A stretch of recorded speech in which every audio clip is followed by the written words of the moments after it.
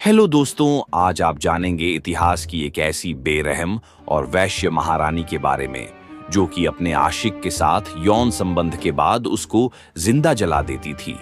अगर आप इतिहास की किताबों में देखेंगे तो अफ्रीकी देश अंगोला की रानी एंजिंगा एम्बांदी एक बहादुर और तेज दिमाग वाली योद्धा के रूप में नजर आएंगी, जिन्होंने 17वीं शताब्दी में अफ्रीका में यूरोपीय उपनिवेशवाद के खिलाफ जंग छेड़ी थी। लेकिन कुछ लोग उन्हें एक क्रूर महिला के रूप में भी देखते हैं, जिन्होंने सत्ता के लिए अपने भाई को भी मौत के घाट उतार दिया था।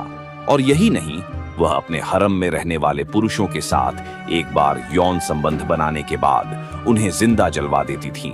लेकिन इतिहासकार एक बात पर राजी होते हैं, और वह यह है कि एंजिंगा अफ्रीका की सबसे लोकप्रिय महिलाओं में से एक है। रानी या एंगोला एम्बांदू लोगों की नेता एंजिंगा दक्षिण पश्चिम अफ्रीकी देश एंदोंगो और मताम्बा की रानी थीं, लेकिन स्थानीय भाषा किम्बांदू में एंजिंगा को एंगोला कहा जाता था। यही वो शब्द था जिससे पुर्तगाली लोग इस इलाके को बुलाया करते थे। तो दोस्तों, अब आप जानेंगे कि आखिरकार इस क्षेत्र को अंगोला क्यों कहा जाने लगा। इस इलाके को ये नाम तब मिला जब पुर्तगाल के सैनिकों ने सोने और चांदी की तलाश में एंदोंगो पर हमला किया था। लेकिन जब उन्हें सोने और चांदी की खानें नहीं मिली तो उन्होंने ब्राजील में अपने नए उपनिवेश में मजदूरों के साथ व्यापार करना शुरू कर दिया। एंजिंगा का जन्म इस पुर्तगाली हमले के 8 साल बाद हुआ और उन्होंने अपने पिता किंग एम्बांदी किलुंजी के साथ बचपन से ही आक्रमणकारियों के साथ संघर्ष किया। अंगोला की रानी एंजिंगा एम्बांदी साल 1617 में जब राजा एम्बांदी किलुंजी की मौत हो गई तो उनके एक बेटे एंगोला एम्बांदी ने सत्ता संभाली। लेकिन उनमें अपने पिता वाला करिश्मा और अपनी बहन एंजिंगा जैसी बुद्धि नहीं थी। एंगोला एम्बांदी को जल्द ही ये डर सताने लगा कि उनके अपने ही लोग एंजिंगा की तरफ से उनके खिलाफ षड्यंत्र कर रहे हैं, और इसी डर के चलते एंगोला एम्बांदी ने एंजिंगा के बेटे को मौत की सजा देने का ऐलान किया।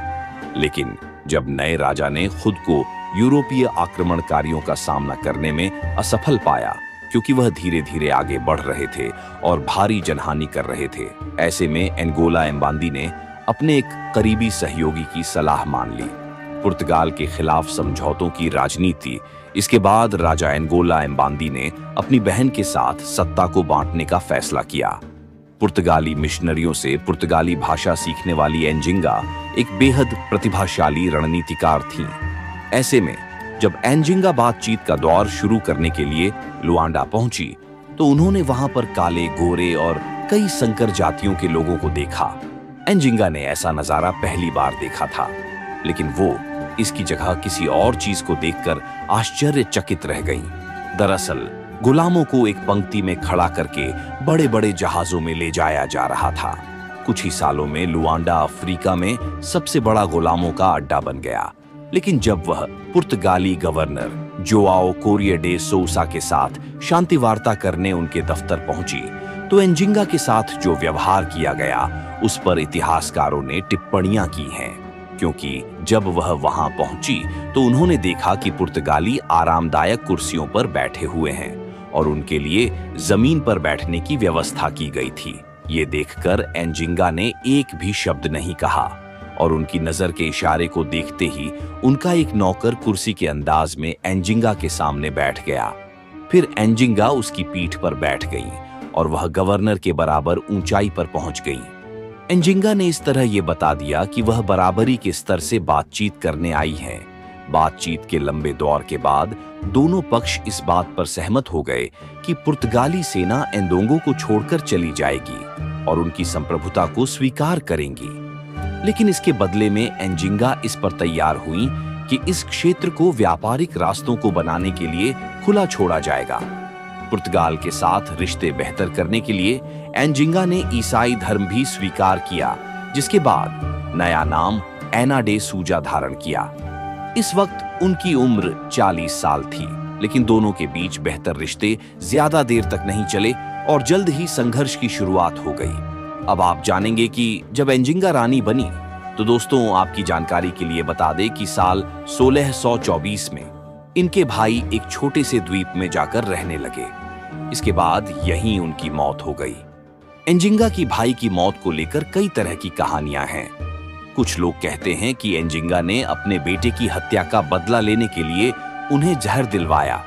वहीं कुछ लोग उनकी मौत को आत्महत्या के रूप में भी देखते हैं।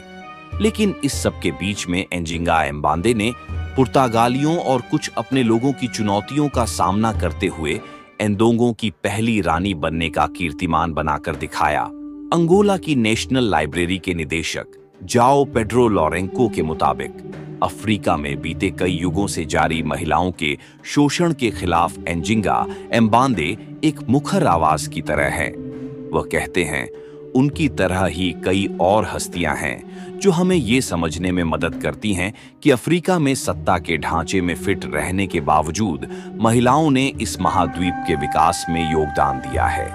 कुछ सूत्र कहते हैं कि एंजिंगा का अंदाज एक रानी के मुताबिक क्रूरता से भरा था।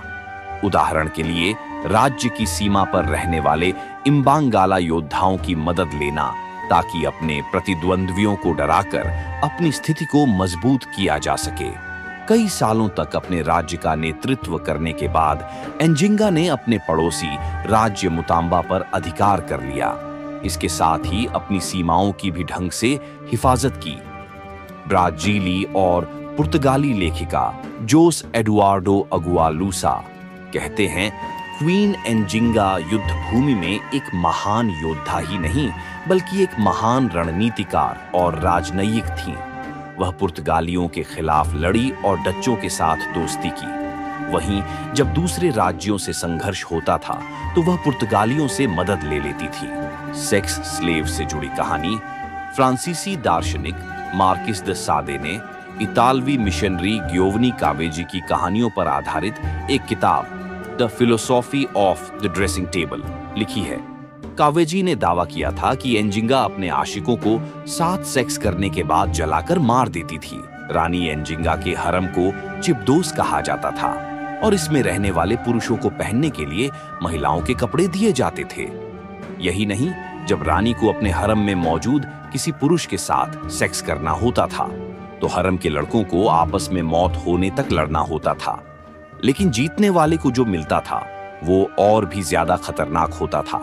दरअसल ये होता था कि इन पुरुषों को सेक्स के बाद जलाकर मार दिया जाता था।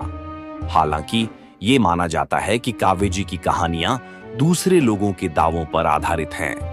ऐसे में इतिहासकार मानते हैं कि इसके कई और वर्जन भी मौजूद हैं। इस वीडियो में दी गई हर जानकारी सोशल मीडिया और विकिपीडिया से ली गई है। हमारी इस वीडियो का उद्देश्य किसी भी जाति, धर्म या किसी भी समुदाय की भावनाओं को ठेस पहुंचाना नहीं है। तो दोस्तों, कैसी लगी आपको हमारी यह वीडियो?